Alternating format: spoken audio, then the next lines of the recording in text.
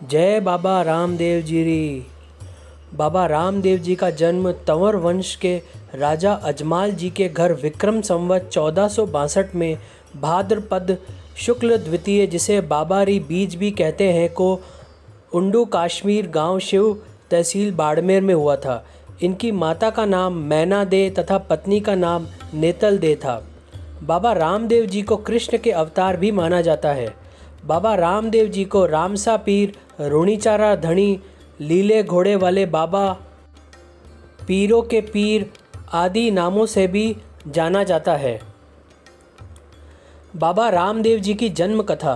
पौराणिक कथाओं के अनुसार राजा अजमल श्री कृष्ण के परम भक्त थे, लेकिन वह निसंतान थे, जिससे वह बहुत दुखी रहते थे। रामदेव जी के पिता राजा अजमल, जो द्वारिकाधीश के बहुत बड़े भक्त थे, हमेशा अपने राज्य के सुख शांति की कामना के लिए द्वारका जाया करते थे।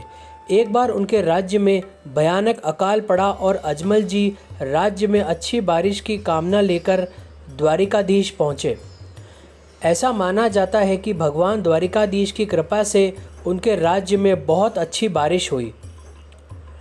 बरसात के दिन सुबह जब किसान अपने खेतों को जा रहे थे, तो रास्ते में उनकी मुलाकात अपने राजा अजमल से हुई।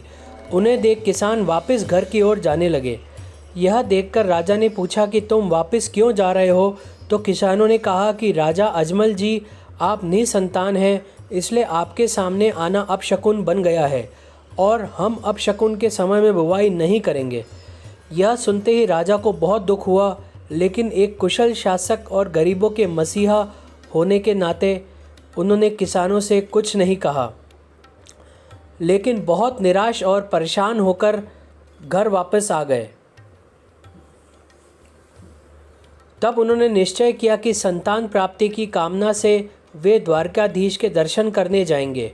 इसी इरादे से वे द्वारकाधीश पहुँचे। भगवान द्वारिकाधीश के प्रसाद के रूप में लड्डू लेकर मंदिर में पहुंचने के बाद राजा अजमल ने बहुत दुखी और भारी मन से अपनी सारी पीड़ा भगवान द्वारिकाधीश की मूर्ति के सामने रखी।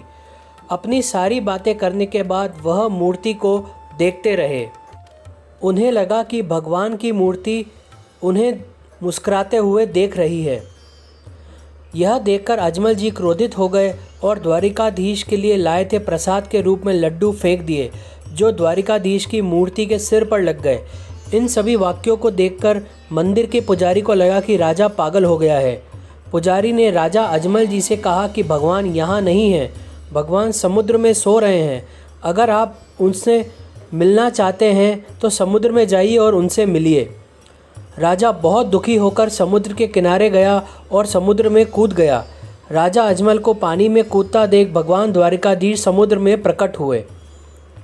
श्री कृष्ण ने स्वयं बलराम जी को उनके घर उपस्थित होने का वरदान दिया और कहा कि वे स्वयं पुत्र के रूप में राजा अजमल के घर भड़वा तीज के दिन आएंगे। राजा अजमल ने देखा कि प्रभु के सिर पर एक पट्टी बंधी हुई है। राजा अजमल जी ने भगवान से पूछा कि आपको यह चोट कैसे लगी? भगवान ने कहा कि मेरे एक प्रिय भक्त ने मुझे लड्डू से मारा। यह सुनकर राजा बहुत शर्मिंदा हुआ।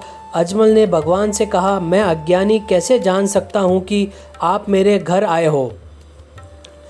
भगवान ने कहा कि जब मैं आपके घर आऊँगा तो आंगन में कुमकुम के पैरों के निशान बन जाएंगे, मंदिर के शंख अपने आप बजने लगेंगे।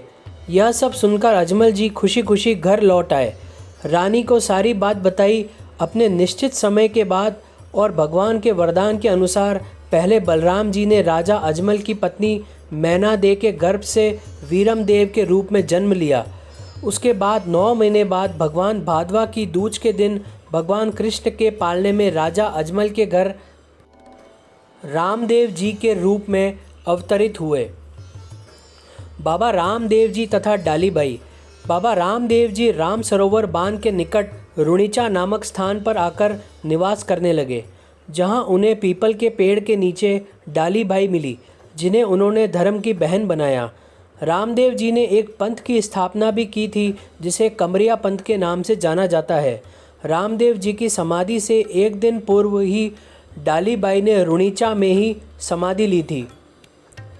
बाबा रामदेव जी के मंदिर को देवरा कहा जाता है तथा मंदिर में मूर्ति की जगह पगल्य की पूजा की जाती है।